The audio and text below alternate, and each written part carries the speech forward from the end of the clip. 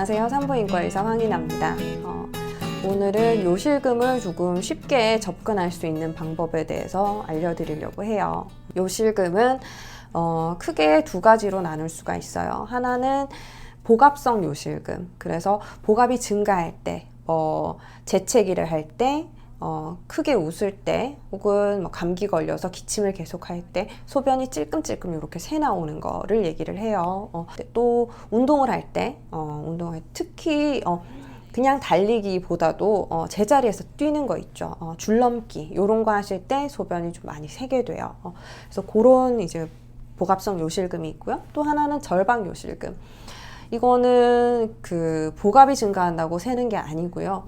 내가 소변을 보고 싶은 느낌이 들었어요. 요의가 드는 순간 바로 화장실을 가지 않으면 그냥 가는 길에 실수해 버리는 거예요. 그냥 나와 버리는 거예요. 그런 이제 두 가지로 크게 나눌 수가 있어요. 복압성 요실금의 경우에는 가장 많이들 갖고 계시는 거거든요. 젊은 분들도 출산 후에 일시적으로 생길 수가 있고요. 출산 후에 일시적으로 생기셨던 분들은 없어지는 경우도 있지만 약간씩 심할 때 기침이 심할 때라든지 이럴 때는 지속되는 경우도 있어요. 그럴 때 젊을 때는 그게 문제가 안 되죠. 그런데 이제 나이가 들면서 모든 몸의 조직들이 조금 느슨해지고 노화가 진행되면서 요실금 증상들이 다시 나타나기 시작합니다. 출산 후에 많이 생기는 이유는요, 아기 머리가 산도를 통과를 하잖아요. 이러면서 많은 것들을 이제 위치를 바꿔놓고 어떤 조직들을 느슨하게 만들고 어떤 것들은 망가뜨려 놔요. 그런 것들이 생기기 때문에 임신과 출산의 경험이 있으신 분들은 복압성 요실금의 유병률이 높죠. 가지고 계신 경우가 많아요. 그래서 출산과 관계없이 젊을 때도 생기는 분들도 있기는 있어요. 나는 제왕절개했는데 왜 생겨요? 생기실 수도 있어요. 그런데 그 출산을 했고 특히 굉장히 큰 아이를 난산으로 낳았을 경우에 이런 것들의 이제 빈도가 더 높다고 볼 수가 있죠.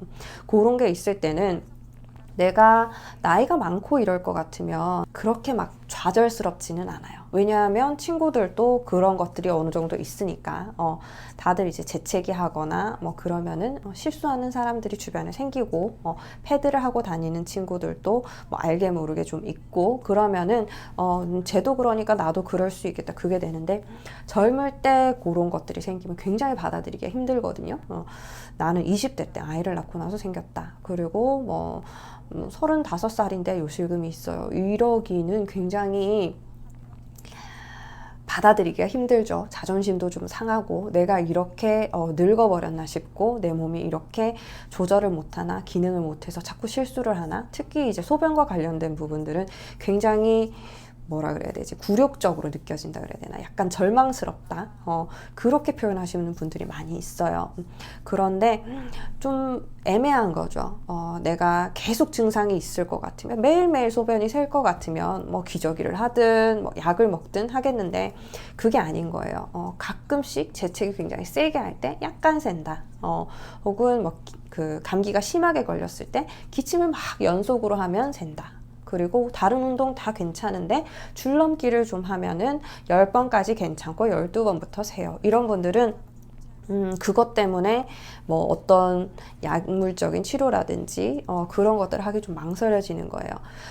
수술적인 치료는요, 심하면 저도 수술을 권유를 드려요. 왜냐하면 그 수술이 아니면은 잡을 수가 없는 경우들이 있거든요. 이게 새는 양이 굉장히 많다든지 한 번 기침 쿨럭 하면은 정말 철썩철썩 이렇게 새요. 속옷은 물론이고 바지 다 젖어요. 줄줄 흘러내려요. 이런 분들은 수술하셔야 돼요. 이게 움직임의 정도가 너무 심하기 때문에 그런 분들은 수술적인 교정이 필요하시고요. 그리고 나이가 조금 드셨고 또 이제 그런 증상들이 자주 생기시는 분들, 양이 굉장히 많지는 않더라도 내가 어떤 행동을 할 때마다 힘을 조금 줄 때마다 자꾸 세서 하루 종일 약간 축축한 상태예요. 이런 분들은 수술을 고려하시는 게 맞죠. 그런데 그런 게 아니고 가끔 증상이 있고 증상이 있어도 굉장히 조금만 새는 경우에 이럴 때는 굉장히 애매한 거예요. 내가 이것 때문에 약을 먹기도 수술을 하기도 좀 망설여지잖아요. 그런 경우들을 위해서 저희는 레이저 치료를 하고 있거든요. 이게 원리를 보면요, 소변이 나오는 길이 있어요. 이 길을 주변에 이제 결합 조직들이 딱 받쳐주고 있거든요. 그래서 그 길이 이제 온전하게 내려올 수 있도록 만들어주는데, 출산을 했거나 어떤 트라우마가 있거나 아니면 나이가 많이 들어서 이쪽 그 요도 뒤쪽에 그 질이 있거든요. 앞쪽 질벽이 있어요. 요게 많이 늘어지거나 처져 내려오는 분들은 이 부분이 복압이 증감에 따라서 받쳐주지를 못하고 출렁거려요. 그러면은 그렇게 출렁거리면서 이제 소변이 새서 나오는 거예요. 그럴 때는 이 결합 조직이 좀 단단하게 요도를 받쳐주게만 되면 그렇게 새는 것들을 좀 막을 수가 있거든요. 수술은 뭐냐면 이 요도를 이 결합 조직으로 받치는 게 아니고, 이게 이제 역할을 해주기가 힘드니까 슬링을 걸어요. 그래서 어떤 테이프 같은 거를 걸어서 이거를 떠받쳐 주는 거예요. 위쪽에서 이렇게 걸어서.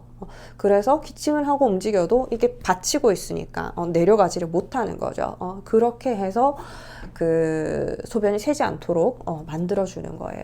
그런데 우리가 하는 레이저 치료는 어떤 거냐면, 그 질벽, 앞질벽을 좀 탄탄하게 만들어서 우리 얼굴에 하는 프락셀 생각하시면 돼요.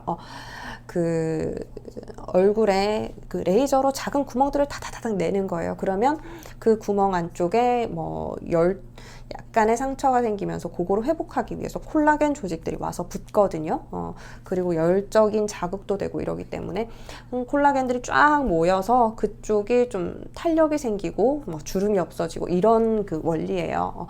그래서 레이저를 쏴주게 되면 그 질벽 안쪽에서 질 점막 쪽에서 그런 작용들이 생기는 거죠. 좀 탄탄해져요. 단단하게. 그렇게 이제 유지가 되면 그 정말 수술적으로 테이프를 완전히 감아서 아예 못 움직이게 했는 상태보다는 뭐 덜 할 수 있겠지만 여기가 탄탄하게 전반적으로 받쳐주게 되면은 그렇게 이제 많이 새지를 못하는 거예요. 그래서 그런 상태로 만들어 드리는 게 레이저 치료고요. 이거의 좋은 점은 일단은 수술을 안 하셔도 되죠. 그리고 전반적인 그 증상의 호전을 보실 수가 있어요. 그리고 이것 때문에 입원을 하거나 뭐 통증이 생기거나 상처가 생기거나 하지 않아요. 시술 받으시고 어느 정도 시간이 지나면은 또 콜라겐이 막 생기면서 그렇게 이제 보완이 되고 이런 것들을 반복을 하면서 좀 튼튼하게 만들어주는 그런 과정이라고 생각하시면 돼요. 또 부가적인 이점은 이거는 이제 질수축 레이저로도 사용을 하거든요.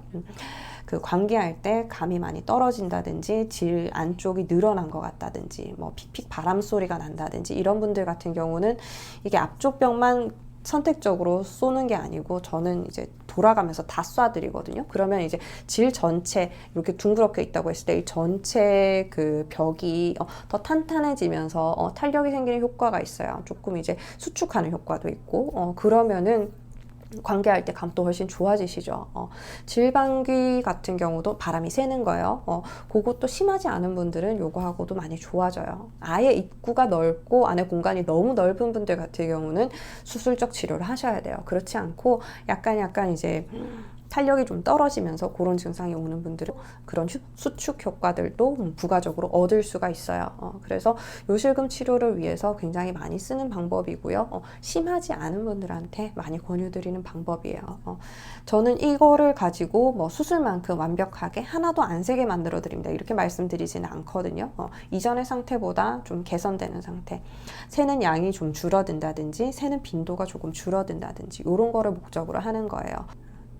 요실금은 수술을 하거나 매일 약 먹는 거 말고도 이런 치료 방법이 있다는 거를 알고 계시면 좋겠어요. 오늘도 봐주셔서 감사합니다. 다음 영상에서 뵐게요.